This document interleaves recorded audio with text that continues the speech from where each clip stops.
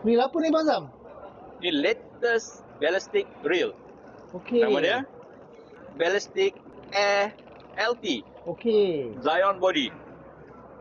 Lagi apa feature bang? Air drive design. Oh. Very light. Khas untuk freshwater dan juga boleh guna saltwater. Oh, dua-dua boleh Dua-dua sekali boleh bang. guna. Very, very light. Ringan bang Ha. So untuk casting hari-hari? Antara design untuk Malaysian water. Wow. Ringan. Okey. Sangat-sangat ringan. Tu apa pula tu? Ni. Ini pun balastik bang. Tapi ni balastik HD.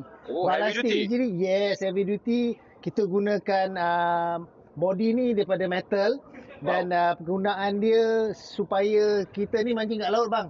Ini memang saltwater, freshwater boleh. Tapi dicipta khas untuk saltwater. Sebab penggunaan kat laut abang tahulah. Mesti nak kena tough. So dia ni adalah metal body serta menggunakan sistem air drive. So air drive ni abang tahulah. Dia smooth. Lepas tu tough. Dia kuat.